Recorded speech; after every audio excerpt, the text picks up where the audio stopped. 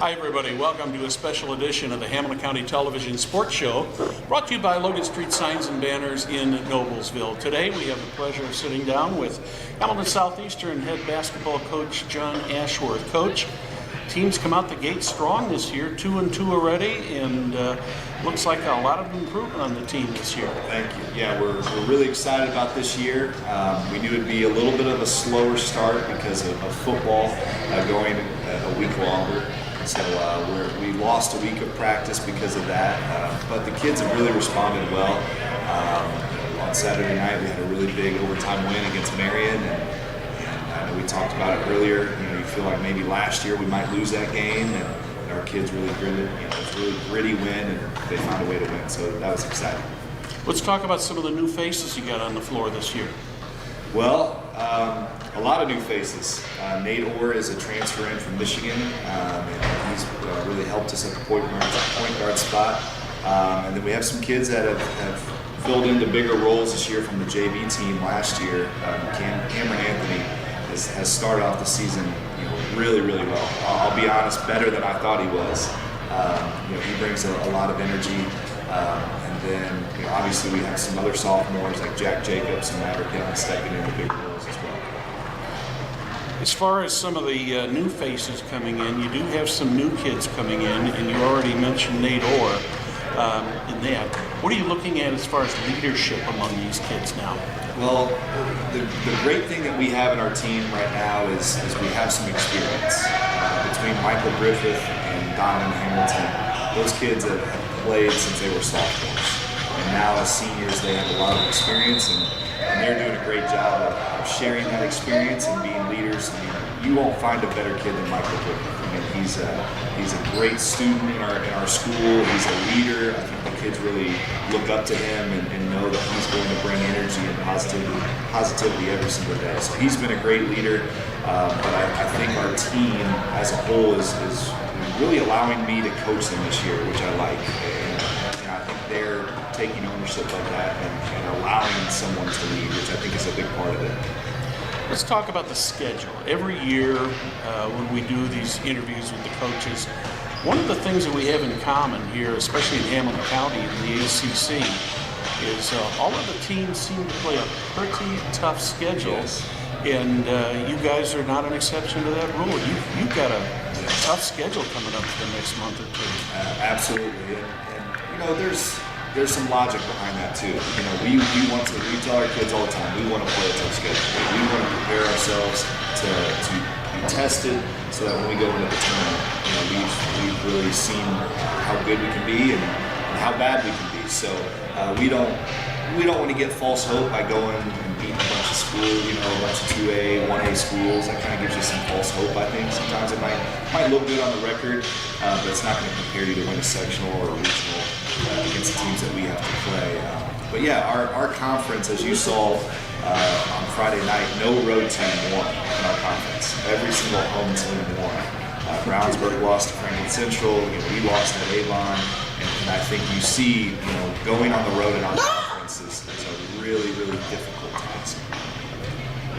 In addition to the conference in the schedule, what is the conference looking like this year? What's it going to take to win the HCC this year? Well, like I said, somebody's going to have to win on the road, and it's going to be a difficult task. Trying to go into Westfield or Zionsville or Fishers or any of these schools that have an incredible amount of talent and win on the road is going to be hard in our conference. So it's going to take somebody going on the road and winning a game, but it would not surprise me if this year the winner is kind of a 5-2, 6-1, because I think it's very, very open. I think very balanced this year. I think there's not one game you look on the schedule and say that's a definite win. You're going to have to play well against any conference opponent. And so I think it's kind of wide open this year in terms of who could win. Well, we go from the conference onto the sectional, and of course 5 of the 6 teams in the sectional come right out of the HCC, and then we add one of the premier programs in the state, Carmel, into that mix. And it looks like it'll be another exciting sectional this year. Yeah, I'm biased, but I think our conference and our sectional are the top in the state. I really do. I think in any given year, you have no easy game. And I think the draw and who gets the bye and those things really affect the sectional.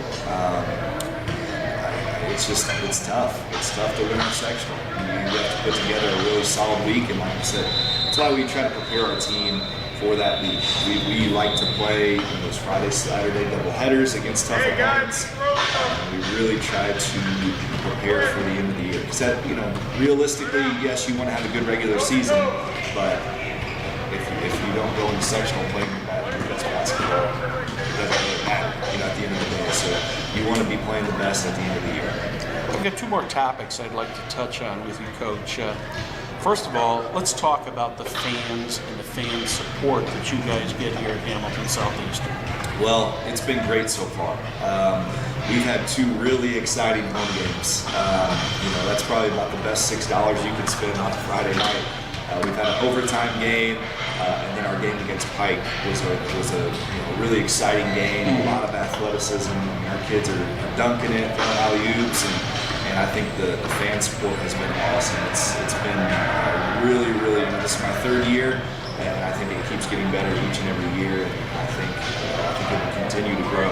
I think once people see how we play and some of the exciting players that we have, you'll get more of the community out. Continue to grow. I think you see that in all the teams in the HCC. All the teams here in Hamilton County seem to draw very well and have a great following. Just one other question out of curiosity for you here, and then I've got one left in the pocket here. How have you seen the game change in the years you came in, first of all as a player, now as a coach? How has it evolved through the years? It has changed drastically just in the last 15 years. I think obviously it starts at the NBA level and trickles down. And I think you have to credit a guy like Steph Curry, who's a unbelievable shooter.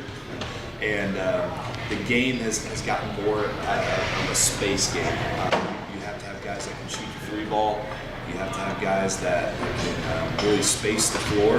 And you're not seeing those traditional big men that you maybe saw in the 80s or early 90s of posting guys up and can't step out and shoot. We see that even at younger grades. Kids struggle when you say, hey, you're a post player, you're a guard. They don't, it's almost like a cuss word. They don't want to be called a post player because everybody wants to be a guard and space the floor and shoot the three. So I think that's really changed the game, and I think the shot clock is probably coming to high school basketball eventually, and I think that will change the game. So I think in the next 5 years, you'll probably see a shot clock in high school. If you could pick one factor that's changed the game the most now of all the things we've talked about, what would that one be? I think there's a lot of challenges for high school coaches. I would say social media access to internet has probably changed how kids view basketball. I worry that kids, you lose the traditional gym rat kid who wants to come to the gym, isn't worried about outside noise and outside influence. It seems like kids nowadays, they go work out, and then they gotta post it online to make sure everybody saw that they worked out, and I worry, if that's going to affect kids in terms of, are they really trying to get better? What's the reasons you're trying to get better? Or are you doing it for outside influence and sources and those type of things? I think that's a factor that coaches are going to have to worry about, with social media and its power, on the younger generation. But kids are going to be kids. I still find kids really enjoy basketball. I think kids want to be disciplined. I think they want to be coached. And you can't. It's not all bad. It's not all bad. We have a good group this year. I really enjoy coaching our team, and they've really responded well. And they're a hard-working group, so it's not all bad. That's good to hear. Last topic: coaches. Talk about you. Talk about your coaches, your assistants, and the people that you rely on to put these three teams together that you guys put on the floor. Absolutely. The first thing that I look for is a family man. I want a man with good character. I want a man going to be, good morally first, and I think that translates to be a good coach. And then I want good teachers, because coaching and teaching is the same thing. So I definitely want good teachers, that are going to be able to teach them. This is my 3rd year with the staff. We've added Jason Young as a varsity assistant, who he's worked at Mount Vernon, he's worked at Carmel, he's worked at Westfield, he's been at some different schools, and he's added a great addition to our staff. And we obviously have guys back like Toby Jacobs. Chris Roberts does an excellent job as our JV coach. Jamarius McLeod does a lot of our player development stuff.